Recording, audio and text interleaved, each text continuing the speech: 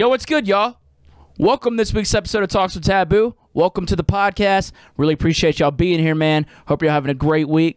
I'm having a fantastic week, and we have a fantastic guest on the show this week. I get to have the man come in the studio himself. I had to have a little face-to-face studio time. I fucked with this guy heavily, but he was awesome. He was a great guest. Somebody that I'm a big fan of. He makes some of the best music. Somebody that I've talked to here and there outside of the internet, but it's always in passing. You know, me and him never had a moment to just sit down and actually get to know each other, and it was really nice getting to know this guy because he's a really good fucking guy, and I consider him a friend now.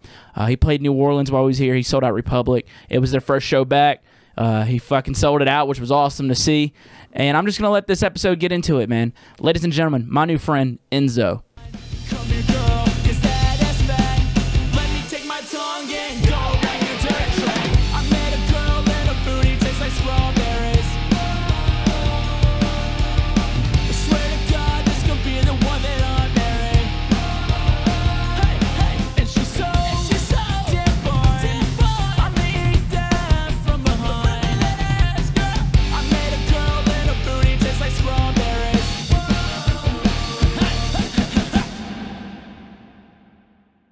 Yeah, dude, you're gonna act like you're drinking my beer.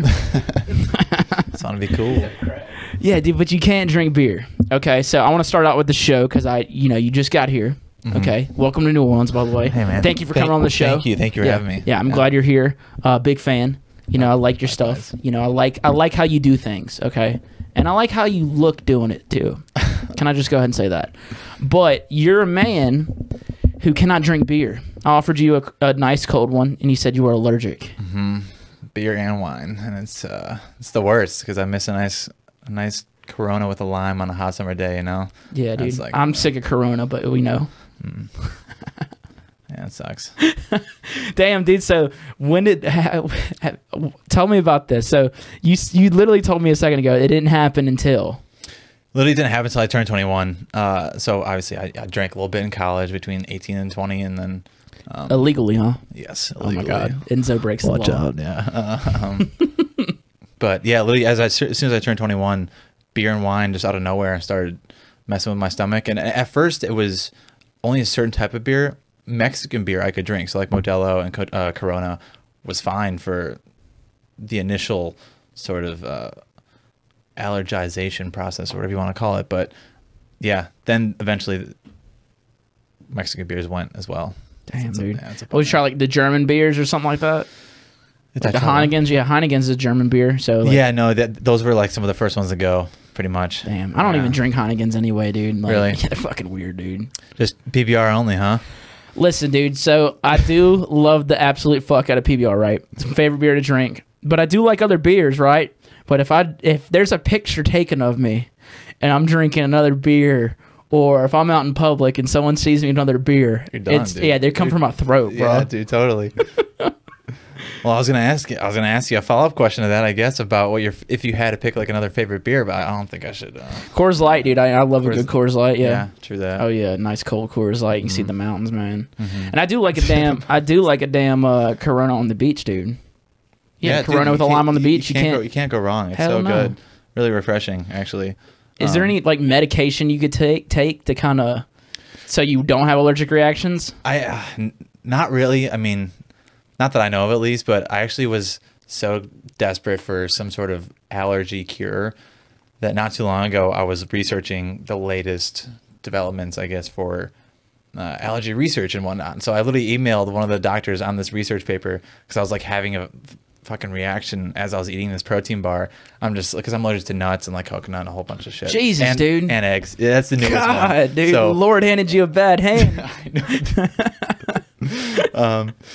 But like I emailed this guy. I was like, man, I'm like desperate. I'm like becoming more allergic to shit. So like what can I hope for in the near future? And they said pretty much nothing as of right now, but they have like human trials for these new antibodies, I guess, that seems promising on mice, but they're starting human trials. So he said, hunker down for the next few years, and there might be something where you can kind of reintroduce certain foods or items to your body and they'll re-recognize it as not harmful. But dude, eggs was the newest thing during the quarantine pretty much. I was never allergic to eggs. Used to eat them every day, every morning, and then out of nowhere. I just became allergic. You ate to them every eggs. morning, dude. You don't get tired because I eat them like every 3 days because I get tired of eggs really fucking quick. For dude. sure. Yeah. They're so good for you, and like I don't know, I feel like they're a great medium. You could put anything in there, so I never got sick of them. Are you a big health guy? Are you big on health? So I mean, I wasn't the biggest on health, but I pretty much ever since COVID happened, I guess I've been very, very, very into it. I just binge watched a lot of health related things on YouTube and whatnot, and yeah, I got pretty health conscious lately. So I feel you, dude. I feel like I'd be shredded if I didn't drink so much beer. Because like I work out pretty often, like I eat pretty healthy too. So I was like, but I drink a lot of beer. For sure. I feel like I would be shredded if I didn't do it. But like, you know what? It makes me happy. Okay, I feel great. That's all. Yeah, that's all that matters, dude. And I will say, just like speaking of feeling great, dieting, it's just like what you eat, what you take in, and whatnot has. I don't know. It's almost like your quality of life. I think for some people, especially someone who has like such sensitive food allergies, it takes you from one notch to another as far as just experiencing life in a way where you're kind of eating cleaner and not eating a whole bunch of sugar and shit the whole time, bunch of processed foods. And I don't know. It's definitely, that's like one thing that's really changed my life in the last year of like becoming health conscious is just like the certain food I eat. I feel totally different. What's some stuff you kind of took out?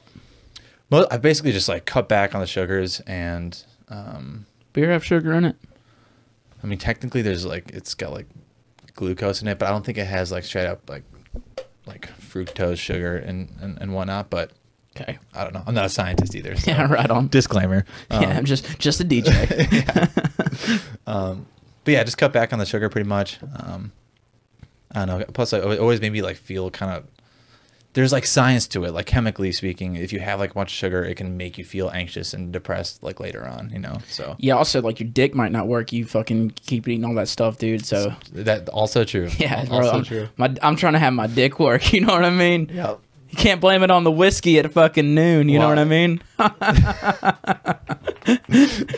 Plus, you only get a little bit limited time with it working, so you might as well preserve it while.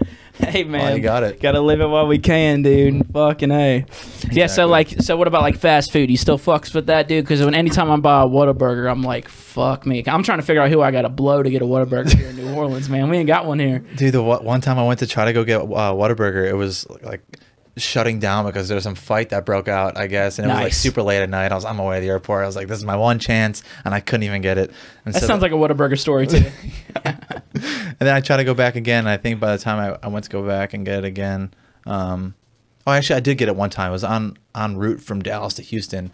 And I got Whataburger. It was okay, and I don't think I got the right menu item because I know certain people swear by certain things to get, and then I went to go back a third time, and then by that time I was allergic to eggs already. So I can't really have much at Whataburger because it's like in the bread, it's in like everything. Oh shit, yeah. Dude, my fast food like items have been. So when I think about eggs, I think of just like, you know, the actual eggs, but like they use eggs for like cake, for bread, everything, dude. It's in a lot of shit. Fuck my tits. Like what do they do? Like what's an alternative that you can do other than egg? Like what what is it like does that mean if it doesn't have does that mean you're gluten free? I don't even know what gluten is, okay? So like no, I'm pretty ignorant when it comes to that type of shit. So is egg a gluten? No, it's not. Okay. Egg's not a gluten, but no, yeah, there's like no alternative for it. I'm just shit out of luck, straight up. Fuck yeah, dude. You better fucking email Elon Musk to come put a hand up your ass and see what he can find. They got he's making some Neuralink shit. Let's get some allergy shit going. Hey, dude, he should be able to fix that, right? You know, in theory, you know, if it ends up working. Yeah, well, you know, we got to get chimps to play Pong first before that. Aren't they already doing it? Yeah, it's kind of cool. It's pretty cool. It's gnarly. Are you gonna, you know, if in 15 to 20 years, right? Say Neuralink is available to the public. Okay, you gonna get it? I don't know. Maybe if I was like 50 plus, yeah. Like after a How old are you now? 27. 27. Okay, so you know, in 20 years, I'm halfway. Yeah, more than halfway there. I'm closer to getting it than I am not getting it. True, so. true. That's true. I mean, basically everybody at this point, you know. Yeah, man. So you know, they say you can upload shit to your brain, right? What would be the thing you uploaded? What would you upload first thing? You know, teach yourself something. Teach myself something. Okay, word. Like upload something. Kind of like the Matrix, you know, he's like, I know Kung Fu now. Oh, damn. That's a good question because it's like not like a superpower. It has to be like a practical thing. Yeah, dude, I'd get it to teach me how to Dougie, bro. It's 2021. I still don't know how. I still don't know how to Dougie, man. Me neither. I think... I don't know. I have to think about that one. I can't think of one. Dude, I'm gonna learn Spanish. Actually, I'm gonna get Spanish on there. Yeah, foreign language. Yeah, yeah. Maybe teach me how to behave in public. You know, maybe learn that skill. Definitely not. Do not do that. Teach me how to spell or read. Teach me how to read, bro. Let me get the Neuralink to teach me grammar and words, man. The alphabet. You ever used it? The alphabet. Yeah. Yeah. It's literally like a limitless pill. Now that I'm thinking about it, you know, like pretty much what the concept is. You literally just can learn a language because in that movie, you've seen Limitless where he just learns a language. Yeah, like Bradley Cooper's dreamy fucking eyes. Yeah. Yeah. I rewatched that movie not too long ago and it actually kind of sucks now. But I remember when I first saw it, it was like, you ever like rewatch like old kids movies when you were a kid and like, the way you perceived it then is so much different than the way you'd watch it now. It's just like, remember how scary It was whenever It came out, the movie It? Like the old one or the old one? Yeah, the old one. Yeah, yeah. That movie. Then you rewatch and you're like, oh, I was straight up terrified of clowns my entire life until I went to an ICP concert. I'm a big ICP fan, so like ever since the Insane Clown Posse, you know they are. Whoop whoop, you know, family, right? I don't know. No. Okay, the Dark Carnival. No. All right. Gathering of the Juggalos. The Juggalos. I know Juggalos. Okay, cool. Yeah. So, yeah, all right, word. Yeah. So, like, you know, it ruined clowns for me. I thought that was the scariest fucking movie on the planet. When I was a kid, I used to have nightmares. I'm talking about scared the shit out of me. And I rewatched it like a couple years ago. I'm like, oh, this ain't shit. Yeah. Yeah. Yeah. Yeah. Is there anything? So, Bradley Cooper, that's for you, huh? He still looks good. I mean, that's for sure. Yeah, I don't know. I mean, I'm not the biggest Bradley Cooper guy, but I never saw the newer version. It's dope. Was it good? It's dope. Yeah. I mean, it's just like, you know, they kind of fuck up remakes a lot of times. Right. Like they should have left Star Wars alone, dude. 100%. I totally agree. And like the prequels used to get so much hate too, but now that the prequels are awesome. They're fucking sick. Yeah. Now that the new ones are sucking so much, it's like people are going back and reappreciating all the prequels now. Rogue One was the only cool thing. Rogue One was dope. Rogue One was probably the best Star Wars. Star Wars, yeah, I've said that. Yeah, they killed it on the animated series. Yeah, okay. They killed that Dave Filoni and they Jon killed Favreau. that. Yeah, dude, totally. The Mandalorian slaps, bro. Yeah. But you see that new Kenobi series that got? Yes! Yeah, that's gonna be fucking sick. That's gonna be awesome. They got Hayden Christensen coming back as Darth Vader and Anakin. Right. Let's go. Let's go. But also, like, dude, that's just fan service right there. Like, whenever Luke Skywalker came onto that fucking Star Destroyer, I was literally coming, dude. It was ridiculous. Yeah. It's just fan service. But then they want to do episode 7, 8, 9, and they are fucking terrible, brutal. dude. I couldn't agree more. I sound like a hater. I don't try to sound like a hater, but I wish they'd have left those movies alone, dude. I agree. Yeah. Yeah. Well, that's Disney going for, you know, their cash grab and whatnot. So. Hey, dude, listen. I love everything Disney does, dude. They can take my money a lot of times. Sure. You know what I mean? They don't miss with the fucking Avengers or any Marvel. They don't miss, bro. Take my money. Listen, if you miss every now and then, I'm okay with it. You've hit way more. For sure. I feel that. Were you a big comic book fan? You like superheroes when you were growing up? Not so much. Not so much in the comic books, but I was a bandwagoner for all the superhero movies and whenever they came out, you know. So, got you. Yeah. What about music? Were you big on music as a kid, or is this something you got into later on in life? That's something like my parents threw me in when I was like 4 years old. Oh fuck yeah! Yeah, I had a pretty intense Filipino piano instructor. Not that matters, but like, you know, maybe. Oh, dude, no, it does matter. Those Filipinos are, you know, they're pretty intense. I was gonna say, I think kind of culturally, it translated. He was very, very, very strict and intense, and would literally kick me out of his class if he didn't feel I was practicing enough, like one-on-one. Oh wow! And if like I wasn't, he would make me record myself on these cassette tapes to prove that I was practicing. But yeah, he was like a very classical piano instructor, and I was kind of in that since I was 4. And I hated it initially because anything you're force-fed, you're like, yeah, hell no. But my parents compromised, and I was like, I want to do drums. So I picked up drums when I was 6, did some lessons, and kind of those were my two sort of lanes of music initially, and that got me into it. So Yeah, you still play drums or piano these days, or I mean, no, just play the computer? I just play the computer. Exactly. Yeah. I play the Same. keys on the computer. Yeah.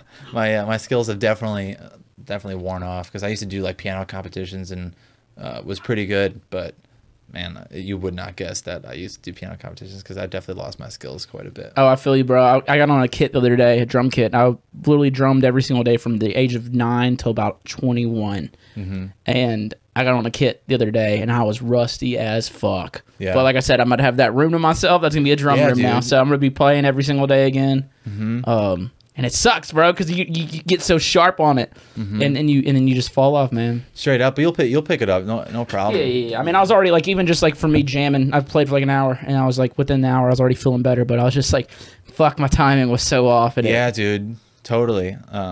I think I did that in like a Guitar Center. They had one of those like electric drum sets, and I hadn't played drums in years, and I was like, fuck, I kind of lost this too. Like my timing's off. But what you used to drum? Like, did you ever like just play music on your headphones and like drum to that? Oh yeah, I played in a lot of bands, dude. I literally played I played in metal bands, country bands, pop bands. I played in jam band, like jazz band. Like I played and toured in so many different type of bands. So it's like I was pretty fucking. I was damn good for you know what I mean. And I was playing all the time. If you're doing metal too, metal's like a pretty intense drumming genre. Really is intense. Really it's like very busy, right? Very busy. You go to like listen to metal. It's like everything's so technical, even like from every instrument. And then you listen to pop. It's just the 4 chords, but like that's a lot more listenable. You know what I mean? It's a lot more consumable. Yeah. Like the people who are maybe trying to do metal music themselves would appreciate it more than the average listener. You know? And that's I almost feel like that in a sense is applied to the electronic music world, where try to get a little bit closer to Oh yeah, sorry.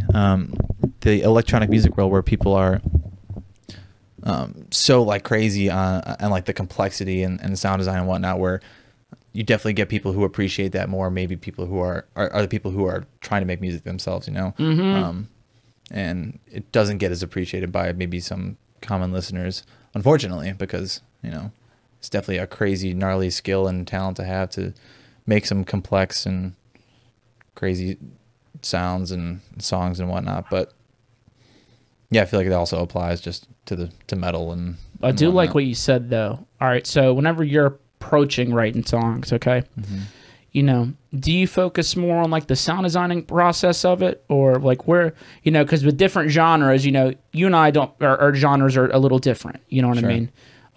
You know, I feel like yours is deeper. So who hurt you? Who hurt you, Mike? Who hurt you? Dude, I think part of like the why I go sort of that like melodic feelsy route sometimes, not all the time, because I do like making some heavy hitting stuff, but I don't know, dude. I think that's just more so like what I was brought up on musically. I don't know.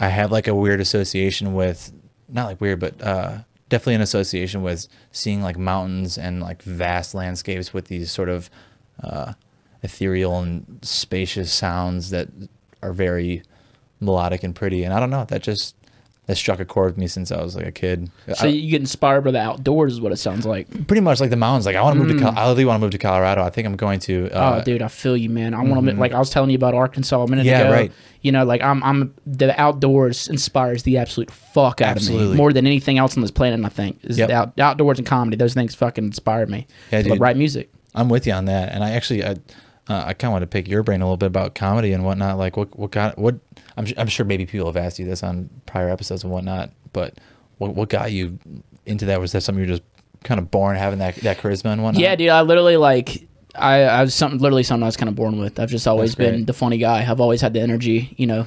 But and I always said I was going to do comedy.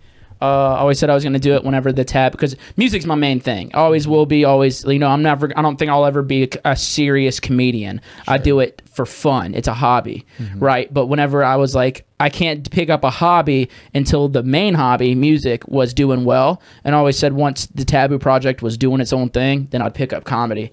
And then I did that. So it was just like, you know, I've been doing it for like 2 years now. I was doing stand-up for like 2 years. And that's great. It's fun. Hell yeah, A lot of dude. fun. I A lot of love fun. it. I love it. But Respect the hell out of it, too. I appreciate it. Man. But I want to pick your fucking brain, okay, all dude? right. Because I do like what you said. Sure. You get inspired by the outdoors. Big time. Okay. You have the idea of landscapes and the sounds in it. Mm-hmm. All right. Kind of falling into what I'd asked prior. So I feel like a lot of that style is probably written a lot more musically, focusing on like the melody and the catchiness rather than like the sound designing of it. Mm-hmm. And that's even something that I've started. Dude, I used to just focus purely on sound design. Just like a power loop sound design kind of thing? And like I don't even, dude, I can't even tell you the last time I've taken sound design super fucking serious. Now I'm just trying to write good songs. Yeah, man. You know what I mean? Totally. And I think that's something that you do really fucking well is you write good songs. Songs don't have to be these crazy, wild, big things that go, whoa. Sometimes a good song is something that just makes you feel. Mm-hmm. You Totally. know what I mean? It's the journey can be more than like the way something sounds for those 5 or 10 seconds. Like the journey is from start to finish could definitely be more impactful in that sense. And as far as like a process goes too, I definitely don't stick to like, I'm going to focus on the structure and like the writing of it, or I'm going to focus on the power loop sound design.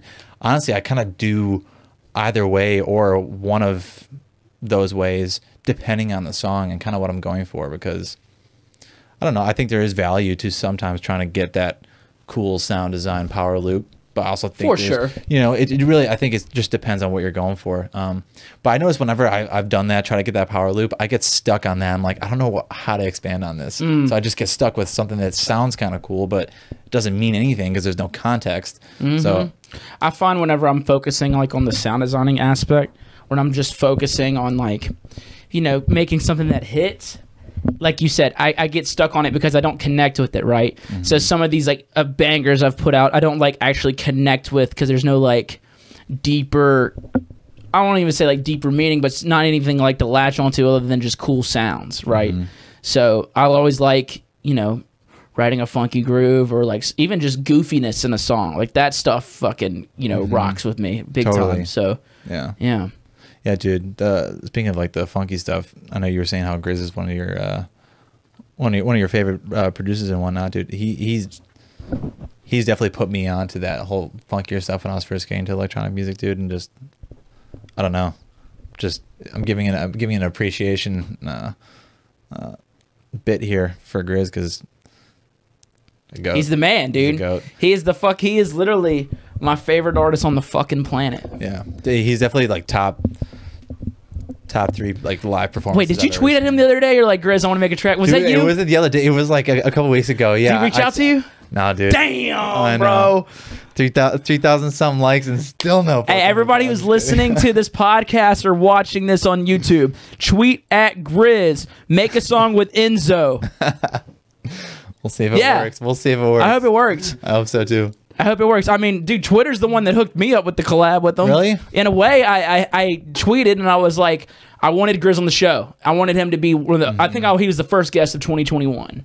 I wanted him to be the first guest on the show 2021. You know, come out swinging. Yeah. So I was like, man, I would love to have Grizz on the show. If only I could find a way to talk to him. I tweeted it and like tagged him, and then he tweeted at me, said, "Only if we can make a song together." Oh, that's so sick. This is my reaction. Look at my dreaming right now. Come on. This is my reaction. I literally yelled like that, and my friend comes in. What's wrong? And I'm like, I couldn't say words, dude. Dude, straight up, that's like... I couldn't say words. You're just expecting something, like a pulse, like, let me get a like or something, but he just responded with probably the best response he could have gotten. I said, I accept your terms. I accept... Play it cool. Very nice. Very smooth. Yeah, sure. I guess I can do that, you know?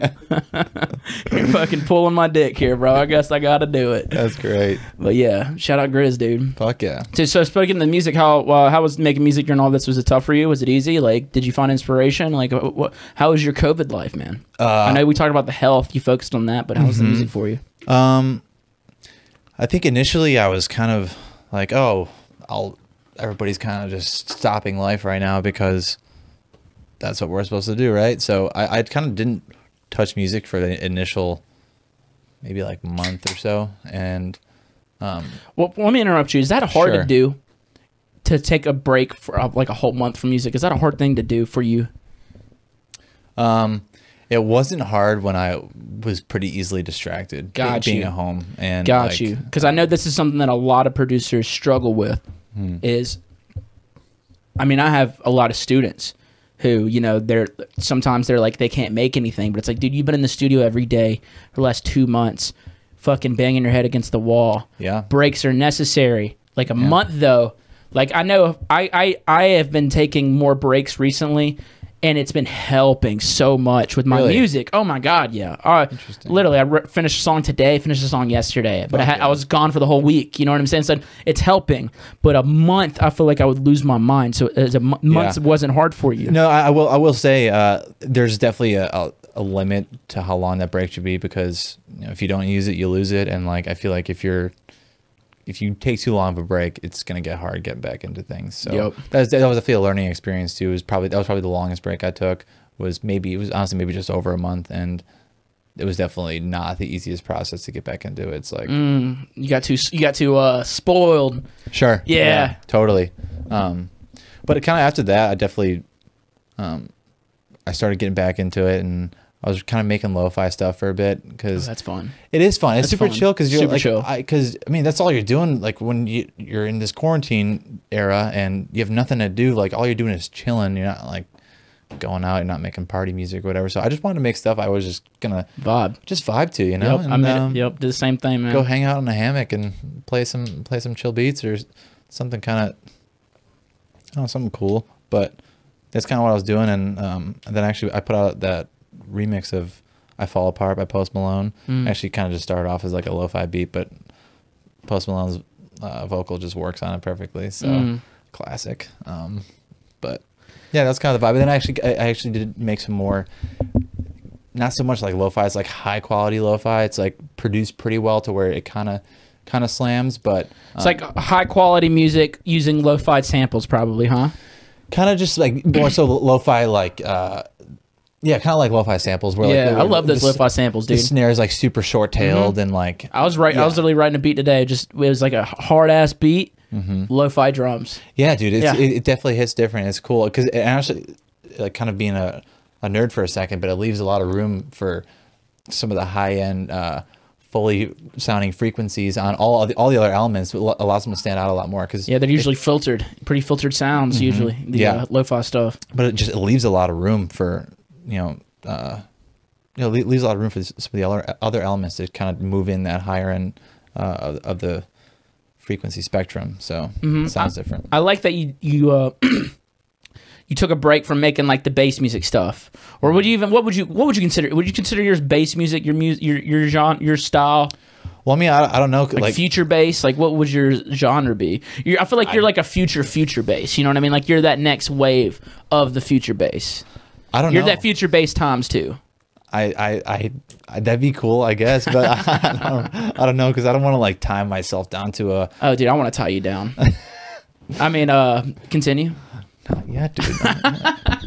But I definitely would have like try to stay pretty diverse as far as genres go, because I like everything, dude. I love the weird bassy stuff. I love a lot of the feelsy stuff that some people might be like too afraid to like because it's too normal. But I also like, I don't know, I like anything. I like Tipper shit, which is like obviously some crazy production that's very original and unique. But yeah, I don't know. I definitely wouldn't cast myself in any genre direction, because that EP I put out on Wakan was kind of like an experimental and diverse collection of songs that had like a mid-tempo, like great EP.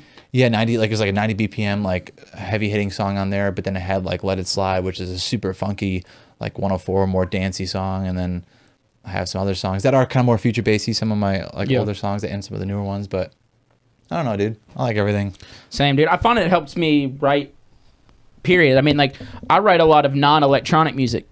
Yeah? Yeah, like I write pop, rock, hip-hop, country. Like, I mean, I wrote an album. It's a comedy record. It's going to come out this year. And it has literally like country, pop, metal, but it's like all comedic music. Oh, dude, you have that song, like, you played it at Ubby. It was, I got my ass hit at Lost Lands. Yeah. Yeah, that's gonna be on the album. Sick. So it's like that one. There's 10 songs on the album. There's only 2 drops on the whole album, and that one actually has a drop. But that's like that's like a hyper pop because it's like pop punk and electronic. But like the production on it isn't like too electronic, like you're saying. Not at all. No. And I find that taking those breaks, like that's why I was kind of tying that to you with the lo-fi hip hop stuff. It's like I find whenever like, fuck, if I'm in the studio and I'm like, damn, I can't write a TVBOO track. I can't write like a weird bass tune. I'm like, fuck it. I'll grab my guitar and just play some chords and then record some drums over it, and then like that keeps my creative juices flowing in one area. I feel like it starts up one side of my brain and lets the other side rest. That way, whenever I do go back to that side, like the next day, if I go to make bass music, I'll be able to. Instead of just sitting there all day the day before being like, fuck, why can't I make this? Dude, why can't I make this? I hate myself. My music sucks. I'm never going to make it. Yeah. Because that happens. Dude, totally. And like that's such a good point about just like creating pressure on yourself too. The more pressure you put on yourself, this is like a learning experience for me too. Just kind of recently, but kind of over the whole quarantine thing is just the more pressure you put on yourself, the more you get in your own way. It's as simple as that. Like the more pressure you put on yourself, the harder it will be. You just got to keep it to where you're still having fun and you're still just kind of with that mentality of I'm not doing this I'm not trying to like, I have nothing to lose kind of mentality. You're going into it just trying to have fun. You want to make music. That's it. Not to like, oh, I got to fucking get, another song out. Gotta get a hit, man. Yeah, dude, exactly. And it's you definitely getting your own way on that shit. Did you ever make a dope ass track and then show your friend and be like, boom, INZO face? No? Stupid, dude. I just thought that's so stupid. INZO I can see that though. Man. That'd be fucking hilarious. If we do a collab, that's gonna be the fucking pre-drop, dude. We should do that. We should do a collab. Yeah. Be fun, dude. What would we call it? Actually, hold it, because we had a question came in and it's gonna tie into that. So just hold it. Oh, okay. All right, cool. Yeah, we got a bunch of callers I want to get into in a second, there, dude. But yeah, man, that fucking pressure is a motherfucker, man. I find it like some people work really well under that pressure. At times I can, but like, what is your ideal scenario, mindset, state of being in order for you to sit down and actually write a song? Is it you being hurt? Is it because you're hurt? Or I'm fucking around with you, man. what is it? Is that the vibe I give off? I'm just so hurt. You're just damaged goods. I mean, I have so many allergies. Clearly, I'm fucking fucked up and damaged. I can't drink, dude. Everything sucks. That's the root of it. That's it, man. No, but like, yeah, I know for me, like, I know what type of vibe I got to be in order to make my best music. Is there a certain vibe you got to put yourself into, or you just got it going? I definitely, I definitely got to get myself in the right vibe. What's the vibe for you? Man, I think you know what? I'm still just figuring shit out as I go, dude. Yeah. I don't fucking know. Got you, man. I'm just like whatever. Sometimes it works. Sometimes it works. Sometimes like it sneaks up on you. Like you're working on shit thinking you're not, or you go into it not even expecting anything to, which is another great thing, by the way. Going into things without any expectations. No expectations. Yeah. Literally. But yeah, I don't fucking know what I'm doing half the time. I just like hope for the best, and sometimes the best shit comes out of nowhere and when you least expect it. That's for sure. So I wish I had a better answer for that. But yeah, I wish you did too, dude. You're terrible. You're the worst guest ever, bro. I'm fucking with you. I'm actually having a good time with you, dude. Hey, man. Likewise. Yeah. Appreciate it. I appreciate that you're kind of got like this half-ass mullet going on. It's pretty sick. Thanks, dude. It's my first haircut in a long time, and I figured I used to rock a mullet back in the day. So sick. Yeah. I literally would get one, but people compare me to TVBOO way too much, so I can't do it. Dude, I could see that. So, so that's what I'm saying. So I can't do it, He's man. got that covered. Damn it. Yeah, bro. He fucking patented it for damn southern comedians. I feel like Jesus Christ. He ain't letting it go too. He's had it for a while and just is. Hey, man. Rocking it. People change it up. He earned it. Okay. He did. I'll let him have it, dude. The Rat King, dude. I'll bring back the front mullet. I don't know what that is. I think I already kind of have one. I got a face mullet, you know. That's you kind of got like a little flavor saver down here. A little flavor saver, yeah, dude. Dude, what if someone brought back like that? Like, what if someone brought back like the Hitler stash? Would that be fucked up? But like if like that up would, here? oh, it's up here. Okay. Yeah, Why did I think it's down that's here? like that's like I'm thinking like a a Fred soap Durst. patch. Yeah, I'm thinking a Fred Durst type of See, thing. like a dude. super long one though, a super long soap patch, dude. That'd be gnarly. Good God. And I wonder if you could like how long that could grow, because technically some hairs can't grow past a certain length. But. Oh, dude, no, they can go long as fuck. So like my dad, he's a big biker, like motorcyclist, rolls with a lot of hardcore motherfuckers, man. Okay. And you'll see some pretty beards. Yeah. Okay, you'll see some pretty beards. They'll dread them motherfuckers. Okay. Oh, heck yeah. You know, they might put some flowers in there. There might be a little dream catcher under there. So if you just want to take a nap under there and use it as a cover or something, you know what I mean? Stay warm for winter. You know what I mean? Yeah. Yeah. Dude, but other than that, you know, during COVID, was it too hard for you writing music? You know, were you able to stay focused? You know, a lot of people had different experiences, and this is something I like to talk about people with. And also, actually, I'm gonna let you answer that because I do have another question to follow that up with. Sure. Yeah, people's experiences definitely varied, because you know you can create your own experience based off of your own mindset. But I definitely was able to make some of my favorite stuff during quarantine. And I have this one song. I will probably play it at the show tonight, but I've been playing it a couple times. Will you wink at me when you do it, so I know which song it is? Actually, blow me a kiss. That way, I really know what song it is. Cool. I'll do something along those lines. Cool, yeah. Definitely. Cool. You'll know. I'll know then. Yeah. I'm like, that was for me, y'all. Yeah.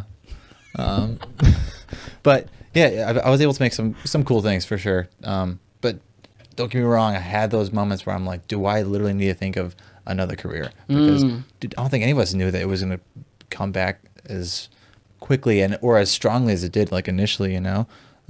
Shout out Disco Donnie for that, pretty much. But yep. Yeah, dude, like I don't know, I definitely doubted that. So I tried to stay focused, but definitely again didn't keep my expectations too high. So I felt like for a moment I had nothing to lose again, which I was able to kind of channel that and let me make stuff that I really loved. And I definitely got a couple more beautiful sounding songs that are they strike a chord with me. You know. So oh yeah. Yeah. I like that, dude. What about you said you're thinking about doing another career. All right. What would you do, man? Did you go to school or anything? Like what would you have to fall back on? I have not. I don't really have anything to fall back on. Be a lab rat. You know, like get rid of my allergies. You know? Honestly, pick up a little passion science project on the side. But I went to school for a year and a half, so I have no degree. I dropped out for music, but yeah, I have a liberal arts degree, so I guess that makes me. I guess that means I'm a fucking liberal. Yeah. Yeah, but what would you do, dude? You know what I'm saying? If you had to get another career, what would you do? What are you into? I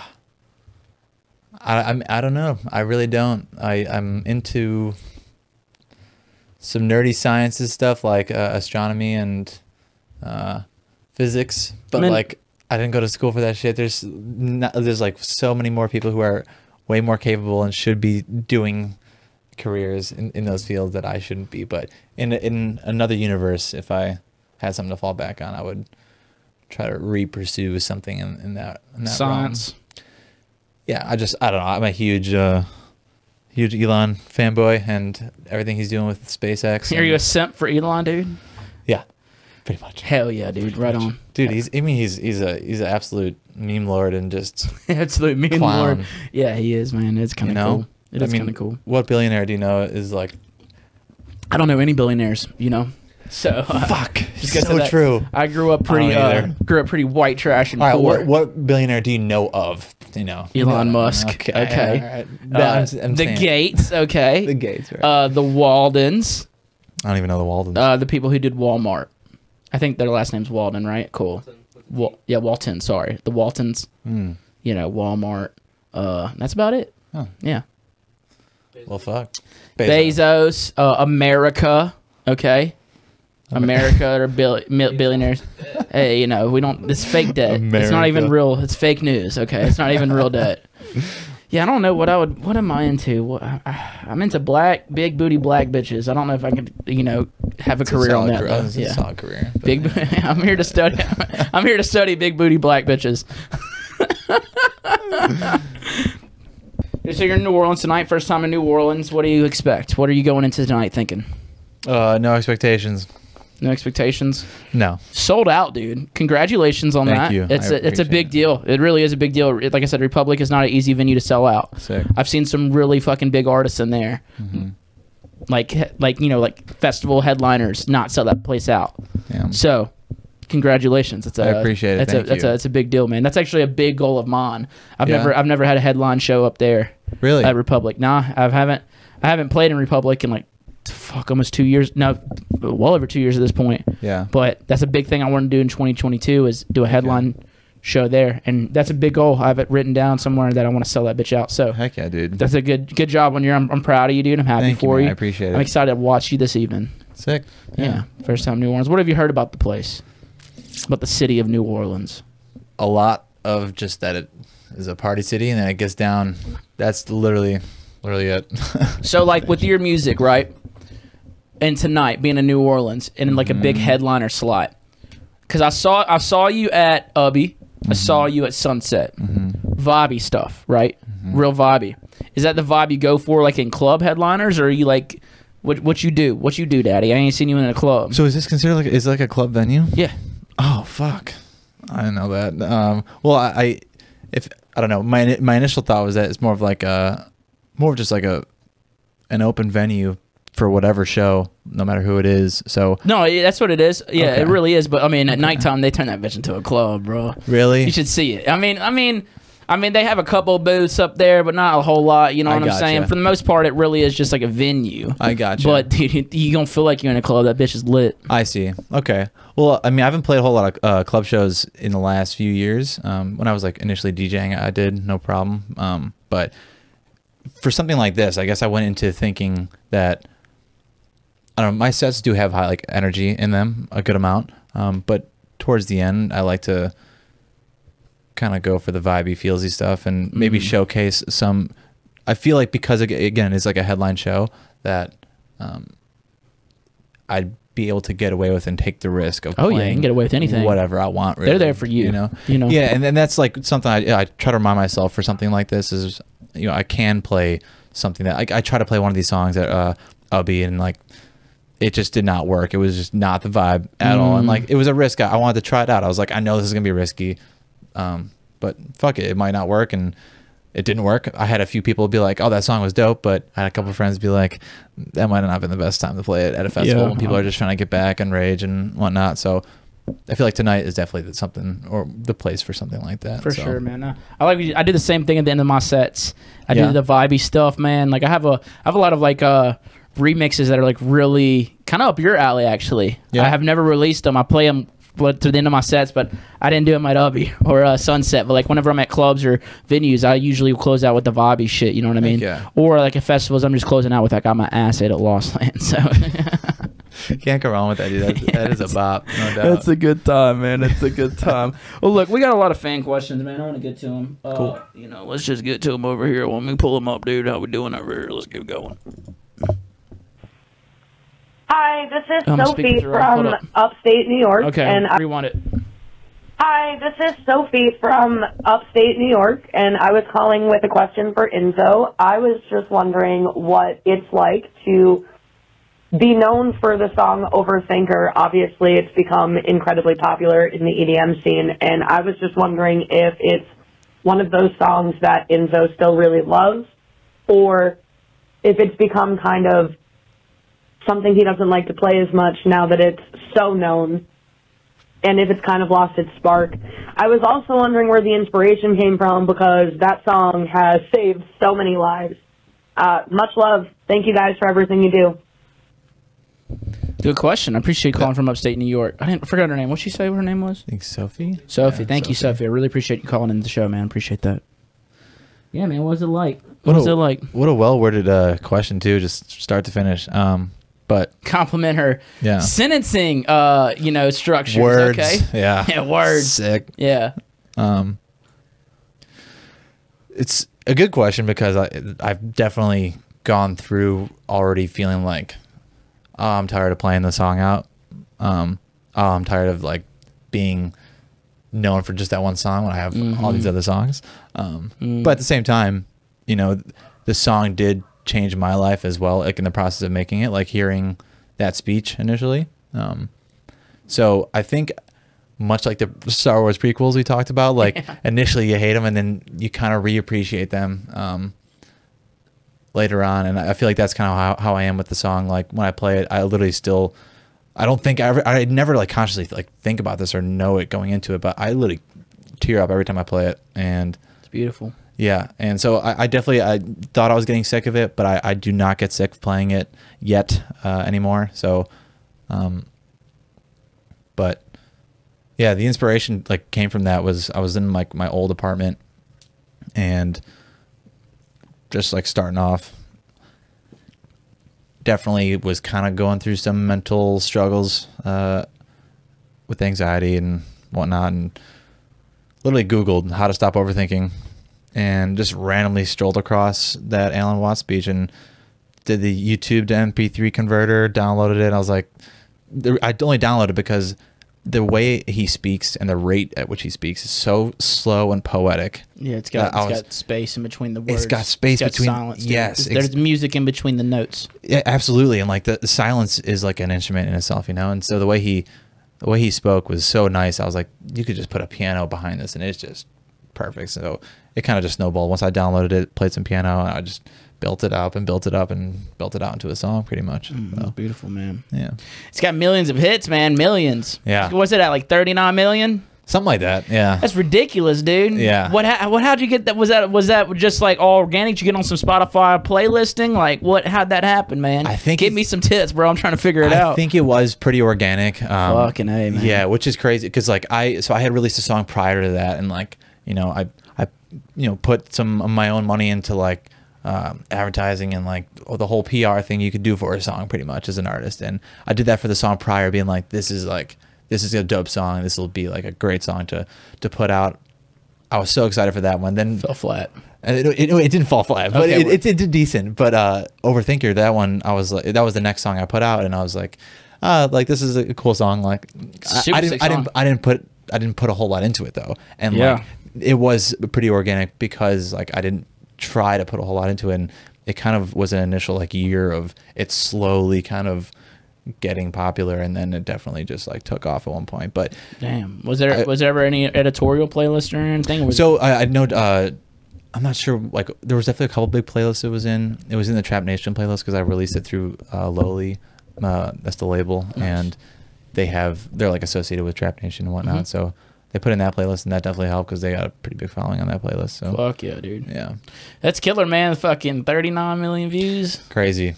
Yeah. Yeah, man. Hard to comprehend too. It is hard. That's a lot of people. It's really hard to comprehend. Yeah. So let me ask you this, man, because I'm trying to figure it out. Whose dick do I got to suck to get verified, dog? Because I see you verified. Dude, I don't know got verified. I don't know how I'm not verified. I don't know. I saw that too. I was like, how is he not verified? Straight up. Have you like applied? Yeah, dude. You did? They deny me every 30 time, days. Dude. Literally, I've got denied so many fucking times. I almost gave up because like I know people buy it, and I was like, hell no, I would never fucking buy that shit. Dude, I will say, I haven't bought that shit. I haven't even spent money on advertisement, man. I think I need to start doing it, goddamn. But yeah, I'm just trying to figure out whose dick do I gotta suck to get a check mark around here. Dude, just I don't know. I'm not sure. Just ask around, huh? I guess, but I'm not sure if there's like a technicality in like the way you write your name is your full name or what, you know, like when you fill out. Yeah, I put Mitchell Lee Draper. Yeah, I'm not sure if there's like a technicality with how you have to fill that out. Did you ever do it different each time? I think I did. I did do it different each time because like I saw someone say you have to. It has to be some sort of way. I forgot what it was, but I got lucky this last time because like I applied like a couple weeks ago and I got verified. Does it verify you on everything too when it happens? Okay, just Instagram. Instagram, but you're on Facebook. You're verified as well. Verified, yeah. Yeah, the Twitter's a motherfucker too. Twitter's a fucking dude. You have to have like an IMDb now to get verified. I don't know if you like saw the verification requirements. I think I have that. Do you have an IMDb? I think. It's like. I think Look, do I have an IMDb? I thought that was like there's like a big Hollywood actor thing. Oh, so it's for acting. I think. I'm not. I was Elvis at a school play. I was Elvis. Hey, that was that was a big role. Honestly, that's a big role. It's the biggest role in the play. I was, dude. I did the fucking power slide and was headbanging with the guitar, dude. I did do that. So. Big deal. Okay, I'm kind of a big deal, y'all. All right, I was Elvis. I was the king. I don't know if you know this, but I'm kind of a big deal. Well, that's a good question, Seth. We appreciate you calling in. Thanks, I like the Sophie. answer too, man. It's beautiful. Thanks. Way to get deep on us, though. Wow. Hey, what's up? This is Tony from Denver, Colorado. What's up, Tony? So my question to y'all two is, I know you guys have very different styles, but have you guys ever thought about making a mashup called It Comes in Wooks? Bye. It comes and looks, man. That's a good idea. You mean it comes on Wilkes, but It comes. No, I want to come in them. Yeah. But they know. That's pretty fucking good. What's going on, boys? This is Mike from North Carolina. Question for you both. What is your favorite non-dance music song to make the crowd pop when you're playing a show or playing a festival? Like, what's that banger that really gets people up and moving? Thanks, y'all. Love you. Appreciate you, brother. Love you too, man. Thanks for calling in. That's a good question. What's your favorite non-electronic song to get the crowd going?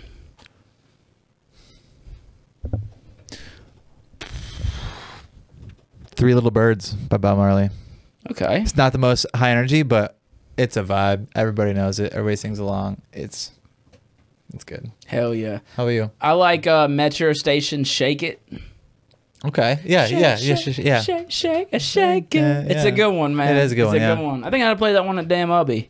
I feel like I recall that. Yeah. Or I made a remix of Dayo, Banana Boat. Daylight coming, me won't go home. But it's like it's literally like 2 minutes of the original before it even gets to the remix. And even like it's so vibey, it's not lit, but you just see the crowd kind of doing their own fucking dance moves. That's what I'm saying. Yeah. Yeah, dude. Yeah, I feel it. Yeah. Yeah. Bob Marley, huh? Bob Marley. Hell yeah, dude. Just throw Mariah Carey in there and just see if people start holding each other.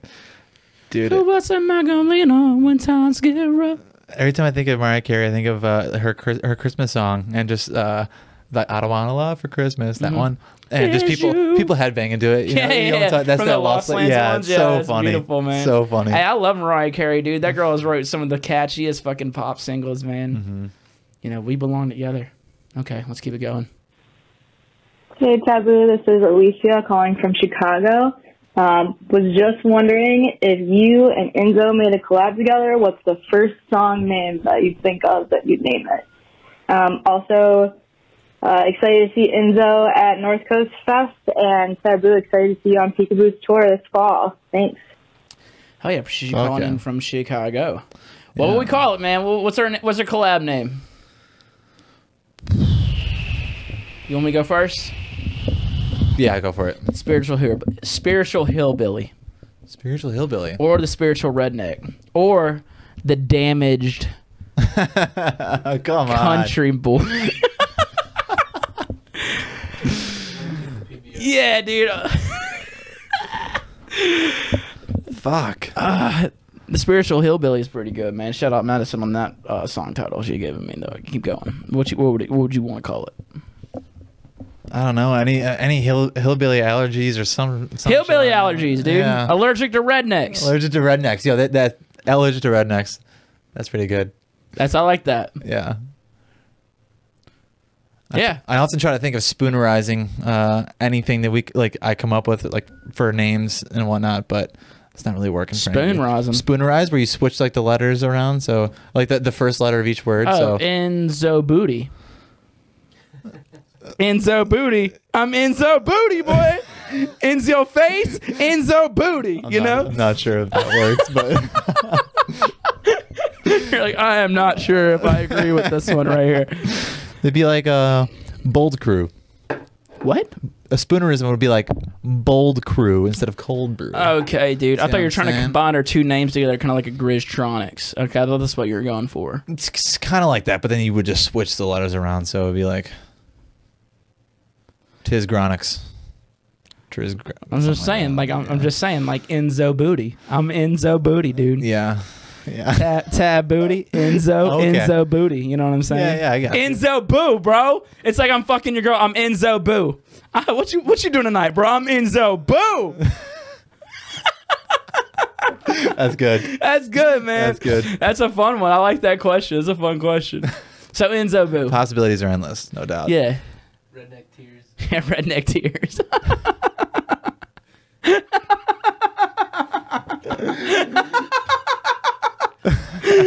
Oh, that's beautiful, man. That's good stuff. All right, let's get this other one. Yo, it's Justin here. I'm from Texas.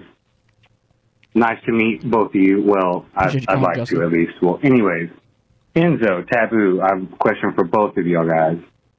How do y'all feel when you see the crowd bumping and moving to the beat you make out of your hands? How do you feel? These are some strong hands. All right, that's it for me, bud. Out of these hard-working, strong hands. That's some manly hands right there. Fucking manly hands, dude. How do you feel after you see people dancing to something you made with your manly fucking hands? It's definitely it's surreal. You know, it's crazy. Yeah. I don't really know how to explain it. I still like get worried people don't fuck with it because my music isn't always the most movable type of music. So right, I feel like if you're not making headbanging music these days, it's like the crowd's like, "What do I do?" Yeah, straight up. And it's like, then you as the artist are like, nobody fucks with it at all. I don't know what to do with my hands. Yeah, exactly. I don't know what to do with my neck. Song's sick. What do you think about the song? It hits. It slaps. Yeah, it feels good. It does feel good. I mean, how do I feel whenever I see it? Horny. I feel wet, dude. Yeah. So wet. Fuck it. All the time.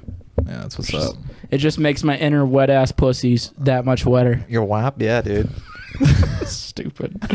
Nah, it's sick, man. It's a lot of fun. I mean, I definitely... there's no better feeling, I really don't think, than being like, yo, this is a new track, and then you play it, and then people lose their fucking mind. Or if you don't even tell them that it's a new track, and then they just lose their shit, and you're like, you fucking know this track smacks, dude. Yeah. I feel like that's the ultimate test when you don't tell them. Because if you tell them, there's like automatically this sort of like, oh shit, here we go. But if you don't tell them, and you get that authentic, organic reaction, dude, that's a throbbing situation for sure. Super throbbing, dude. Yeah, so hard. I had played a song last weekend, and the song's not even done, so I didn't want to tell them it was a new song. Like, it's like 85% done, right? And it went off. I was like, thank God. Fuck yeah. Thank God. That's great. Yes. That's the best feeling. It's just literally like a new song, and you just see like the stank faces, or just like you just hear the Yeah. I've been on the receiving end of one of your sets for some new songs. I'm not sure if you ever announced it, but it was it's out now. But it was like bass, bass. Oh, man, Jansen. Yeah, dude. Where was that? I was at Wakan Fest, and when I first heard it, I was like, "Fuck!" Oh yeah, that one's a fucking. I was slapper, out there. man. I was out there, and it got me, dude. Dude, me and him made another one too, and it's fucking even ridiculous. He is literally one of my favorites too. Yeah, Jansen is just he's very talented. fucking savage, man. Everything he does just gets me so wet. But yeah, that's kind of cool, man. I forgot what the mashup was, but I heard LS Dream do a mashup with one of your songs at at Sunset, and it was such a sick matchup. it was Overthinker and Crazy by Gnarls Barkley. Yes, Yeah, dude. it Did you goes ask off. him for that edit? No. And he didn't even ask me for the instrumental too. I'm like, dude, I could have given you the instrumental instead of trying to pull out the vocals. Dude, he It's did like, it. Dude, so we shared a trailer that day, and he was sitting in the trailer all day that day on RX-7 just pulling acapellas, was showing me how to use it because I didn't know what RX-7 was. Like, this is kind of dope. But yeah, he literally was doing that right there in the trailer. So I mean, he made it work. It sounds great. It sounds so, great. Fuck yeah. That's what he was saying. He was like, literally, I can pull stems out of any song, and it sounds That's fantastic. so crazy. That's So crazy that you can cool. do that. Yeah, it's cool. Yeah. It's pretty cool. I need to do that. I want to get a bunch of boosty, badass fucking acapellas, so I guess I got to start doing that. Yeah, all right, let's keep it going. Yeah. Yo, what up? It's Dillinger, and I'm calling from Michigan. What's up, and Dillinger? I've got a question for both of you. What was like your first moment that you're like, oh shit, this is it? Whether it be like you're the first stage you played on, or the amount of people, or who you collabed with. But like, what made you like, oh man, you know? Oh, like this is real. It's really happening. that's Like, it. oh, I Have made it. Oh, yeah. a good day, y'all. Appreciate you. Yeah, kind of like an oh shit, this is actually happening. Sure. Fuck, man. I don't know. I kind of like black out, not from booze, just like from nerves every fucking time. Really, so I you don't nervous even get know. on stage? Hell yeah. Oh shit. Yeah, dude. Right on, dude. I'll make sure to fuck with you tonight before you go on stage then, dude. Good God. I'm gonna fuck fuck with you now, dude. You should have told me that. Yeah, I get stupid nervous. But all those people. Yeah, look at all those people getting ready to judge you. Fuck, man, what was the moment? Because I'm having a hard time. Like I know there was a moment where it was kind of like, I won't necessarily say like, oh shit, I made it. Well, it was more of like, oh shit, this is actually happening. yeah, totally. Yeah. Me at Lost Lands 2018. Yeah. Yeah. That was a moment where like, I was like, okay, I had a fuck. It was like the biggest crowd I ever played for at that time, by far, not even close. And I was way different from everybody that was playing that day. Everyone was playing really aggressive dubstep, and I wasn't. And people were vibing with it, and like just the crowd kept growing. And it was like 2 a.m. and I was like, oh shit, this is it. Like this is actually happening right now. This is what I've been working for. I think that was the first time where I was just like, oh fuck, this is like a thing. Like this could actually be something dope, and it changed my life. So yeah. Hell yeah, dude. What about for you? Do you have anything in mind that's maybe something where it's just like, oh fuck, this is the thing? I kind of got like two moments. They're kind of different, both like music related, obviously. But so I was on that tour with Liquid Stranger for a little bit right before COVID, and his videographer, we were all kind of smoking a little weed afterward in a circle, and it's nice to have someone who can remind you to step back and take the perspective of like, this is what we're doing right now. We're traveling, playing music, and putting on these dope shows for people. And I think that was like a huge moment where I was just like, fuck, this is like super, super cool. And I'm super like grateful to even be doing this. And that was a moment where I was just like, this is really happening. Like I'm actually doing something that I never, thought I could be doing. But I mean, it's not that I ever doubted myself, but just I guess dreams. Hindsight. Like you're quote unquote living the dream. You're traveling and playing music for people, which is super crazy. And then kind of a similar moment you had, probably. I think it's probably Ubby for me. Just I never played in front of that many people. I hadn't either. That was the biggest crowd at that time. Yeah, I think Sunset. Both of our crowds were bigger for Sunset. I think so too. But it was just like that initial moment of just like that many people, and I definitely saw like a handful of people with some custom INZO merch, which was. I saw a couple of fuck TVBOO signs. Fuck yeah. Yeah, that was awesome. That made me happy. I was like, yes, dude. Yeah, let's go. Yeah. Hell yeah. Yeah, dude. Yeah, Ubby, I had a moment. It was whenever I was playing the Grizz collab for the first time ever live. I literally had a single tear fall from my eye. And I was just like, fuck, because I'm literally playing like a song that I made with my favorite artist. And I'd always imagined, I always knew I'd be playing for a crowd like that. I always knew. But it just hadn't happened yet. And like the fact that when it did happen, I'm playing a new song with my favorite fucking artist. That was a lot for me to take in. Like that was a lot. I was just like, fuck, man. It's gotta be a dream come true in a lot of ways. It was. And I had a moment at Sunset, and it wasn't even necessarily for me. I was chilling backstage, and I just watched Champagne Drip, and I just watched LS Dream. And Champagne Drip and LS Dream are guys that I look up to a lot. I'm a huge Champagne Drip fan, and I'm just a big fan of Sammy as a person. Like his music, yeah, but like just as a person. Yeah, and dude, like same. every time I've been around him, I feel like I just soak up knowledge. Straight up. Exactly. Dude, knowledge and wisdom, yeah, totally. And Sam's music as Champagne Drip is some of my favorite, not just electronic music, just favorite music, period. And so to watch both of them have that big crowd, like they had such a dope time slots with enormous crowds, max production. Dude, I was teared up the entire time for Sam and Sammy because I was just like, fuck, man, these are guys that I look up to and they're my friends. Yeah. You know what I mean? Like that was a lot for me to take in, and I was proud. I was so proud that I was like tearing because I was like, these are my friends that I'm a fan of. And I'm proud of them because they deserve this. Totally, dude. Yeah. I totally I resonate with that a lot. Just like being so stoked for them. And yeah, dude, that's what's up. That's what's up. Sometimes that fucking music shit will get to you, man. God, that shit will get to you. Make you a little bitch for a moment. like you're hurt or some shit. Yeah, man. Dude, like I'm like I'm INZO, bro. Like I'm INZO feelings, dude.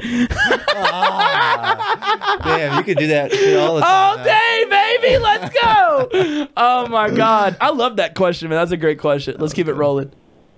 This might be the same one, actually. Yo, what up? Yeah, it is. My bad. No problem. Hey, what's up, buddy?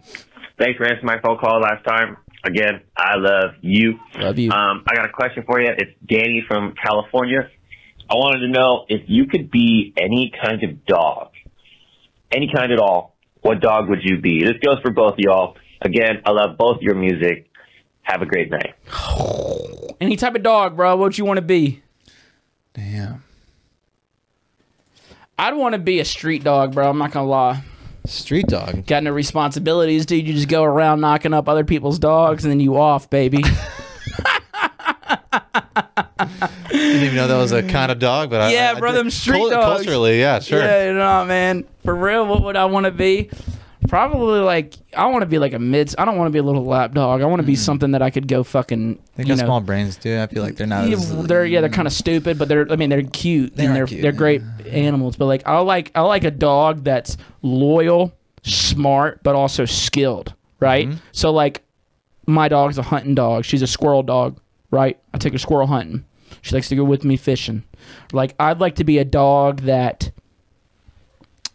Like I could do something. Like I'm needed, right? Like I have a talent to where they're like, oh shit, we need the dog. Yeah. It's like my dad. We grew up with hunting dogs. The blood trail. Anytime we killed anything, we wouldn't even go look for it. We'd say, go get the dogs. This is what they're good for. Yep. Dude, they'd track deer. They'd track animals for miles if they needed to. Yeah. But that was their thing, and they loved it. Like that was their fucking thing. They're like, oh, it's my time to shine. Yeah. Hold my beer, bitch. You know what I'm saying? So like, that's what I would want. I would want to be a dog with a skill. So like, I think like those German Shepherds have a lot of skill. You know, they're pretty strong dogs. So I'd probably want to be a German Shepherd. Yeah, I think I'm like torn between probably that German Shepherd, Husky, or a Golden Retriever, just because they're all three really intelligent, purposeful dogs. You know. Yeah, that Husky dude, he'd be hot all the time, though, dog. True that, but you know, cute as hell. If I happen to be needed, well, lugging a sleigh or something like that, I'll be nice and warm. So. You're the dog, man. Yeah, I'm the dog. You the dog. You the dog. Yeah. Yeah, I got a lot of dogs, man. You know, dogs ain't here no more, so I'm not gonna pour beer on my carpet. Yeah, I'm not gonna do that. As fun as that would be. Good question, though. Right. Hey, this is Kale calling from Netherland, Colorado. What's up, Kale? Mount Greens. I got a little two-parter. First of all, would you rather suck dick every time before you had to eat, or eat a 5-course meal every time before you had sex? And then my second question is, what gives you guys the most inspiration in life? Thank you. What a 180. What? Hold on. We're not even answering your second part of the question because we couldn't even hear it. We're laughing so much at your ass, Kale from Colorado, dude. So funny. Hell no, man. So, all right. So, would you rather suck a dick before you eat or have to eat a 5-course meal before you have sex? Here's the thing, dude. You're going to get really good at sucking dick if you have to. And if you get really good at sucking dick, you can do it really fast. Okay? You can get it over with, and you can just get your meal. But you have 3 meals a day. That's 3 dicks you're gonna suck. And what if you want a snack? Right. Do you have to just do a little hand job for a snack? Like that's a lot of work. You have to cradle the nuts and tickle the gooch. You know what I'm like? Cradle the balls, tickle the shaft. Like that's a lot of work for a hamburger. Yeah. Well, I think if you can even eat that, who knows? Not anymore, right? Fuck, because I can't have the buns. But dude, I'm pretty hetero, so I'd probably go with all the meals and just be uncomfortably full. Wow, bro, you had to bring sexuality into this? Wow, dude. I mean, is that not like what this? No, that's great. Yeah, dude, but a 5-course meal, dude, you're gonna be doing some bad sex, man. You're gonna be full. Totally. I almost would probably be completely incapable, but. You know, you're like bats. Oh yeah, it'd be the same result. Whatever, regardless. That's a fun question. See, but a 5-course meal every time before you have sex, like, it's like okay, that's doable. That's so doable. But sucking a dick every time before you eat a meal, that's not as like. Last thing I want to do is wake up, brush my teeth, and then suck a dick before I drink a shake. You know what I mean? Totally. You definitely eat more times in your life than you have sex. So, right, dude. And if you're having sex more, then God bless you. God bless you. Yeah. Fucking living the dream, my dude. God, he got a dick from the Lord. But I'm just saying, yeah, dude, I don't want to be in the airport trying to get a fucking Chick-fil-A chicken sandwich and say, hold up, I gotta go suck this dick real quick, dude. Exactly. That's a no-brainer. I'm trying to gulp down this damn shrimp etouffee, but I'm getting some shrimp I'm a little gay in my mouth. You know what I'm saying? Yeah, man. That was a great way to not bring the sexuality into it. Great answer. That's fun as fuck. Just so inconvenient. That's really the only thing. Yeah, it's really not really convenient having to suck a dick every time before you eat a meal. Fuck that part 2 of that question, Kale. Yeah, It's like if you were gonna kill your parents, how would you do it? Also, what is your favorite thing to eat? Yeah. You're like, no. Dude. Total vibe switch, 180. All right, let's keep it going. Last question. Yo, what's good? It's your boy Tyler calling from Fayetteville, Arkansas. What's up, T baby? Mitch, Mike, I got a couple questions for you guys. I think this one might get you. So the first question here is: do you pour the milk before the cereal, or the cereal before the milk? I myself pour the cereal first and then the milk. When my old roommates used to fucking pour the milk in there, I thought that was kind of weird. But also, top 3 cereals. Cinnamon Toast Crunch, Captain Crunch All Berries, and I don't know, man. The third one's kind of tough. I would say like Fruity Pebbles. I don't know. Third one's I think it's just top 2 for me. But let me know what you guys think. I hope you guys have a good day. And Appreciate you, Tyler. Well, I want to know what maniac puts the fucking milk in first. Dude, totally. That's it's messy. It's irresponsible. It's reckless. It's all the above. Yes. Yeah, it's pretty fucked up. You should check yourself into a mental home. Absolutely. Yeah. I couldn't agree more. Yes. Yep. Your parents failed you as parents. Okay. You need to retry, restart, go to church. Okay, so you're a hurt kid if you're pouring in your milk before the cereal. You're fucked. Yeah. Fruity Pebbles is at number 3, by the way. I don't know how you did. Yeah, what's your top 3? Probably Cinnamon Toast Crunch. First one is Fruity Pebbles, hands down. That is like the most flavor explosive little crisps. And then, can you even eat any of this stuff? I honestly haven't eaten cereal in like years. I haven't either. Yeah, I haven't either. I think I left because I'm a man. Exactly. I think I left that probably. I'm a full-grown man. I think I left that in like 7th or 8th grade. But yeah. But still, you can appreciate them for what they were, and they're great. Fruity Pebbles, Cinnamon Toast Crunch, and Captain Crunch. For sure. How about you? Captain Crunch. Any special edition or the original? Dude, OG baby, yeah. OG. Same. I'm going with Cinnamon Toast Crunch and Lucky Charms. Those are my 3, and no specific. Actually, no, that's the order. Okay, that's the order. I like this. That's a good one. It's a good order. That's a good order. Yeah. Weren't they like making, or is this just like a fad where they made just the marshmallows for Lucky Charms? Who the fuck wants just the marshmallows? Kind of me, because I thought the cereal part sucked. Oh, dude, I thought the cereal part was dope. The marshmallow part. Plain. The marshmallow part was like, good, but you have to have the mix. Sure. No, yeah, you can't appreciate the mellows without the. Dude, I was doing this shit like when I was like 19, 20, where I was trying to eat cereal. I was doing it healthy, right? I was doing the damn honey bunches of oats, which are good, but is it even healthy? It's not. It's not. I will give you the answer. It's no. It's not. It's not. It's not. They're all pretty. All cereals are pretty not that. Yeah, they're not that great, man. Yeah. Neither am I, and neither is your set going to be tonight. So I'm joking. That's wrong. Yeah, I know, dude. I hate myself, but I love you. How are we doing? Listen, so that was all we had for fan questions. I really appreciate everybody who called in this week, man. All right, so listen, you're playing tonight. I'm excited to see you. And then once again, I really do appreciate you coming into my show, coming on my show, man. I really do. I really appreciate coming to my house. Yeah. Thank you for bringing homeboy over there. He's been laughing the whole time. Shout out Colton. Yeah. Colton, you the man, dude. Appreciate you, man. Excited to see you. Thanks, do dude. your thing. So anything else you want to let the people know before you go? What's next for INZO? Or we're looking forward to? Anything you want to tease? Anything you're not supposed to tell people? You can tell them on this show. It doesn't matter. You can spoil things here. I can spoil things here. It's happened. Yeah, I swear to God. Listen, no one's gonna know. Okay. You can tell everybody. All right. Well, I'm not as hurt as it seems. One. I've been fucking with you, dude. I hope you know that. I'm just playing. Okay, I'm playing. I hope you know I had fun with you, man. This has been that's great. I have a collab EP with one of my favorite artists is Ellis Dream.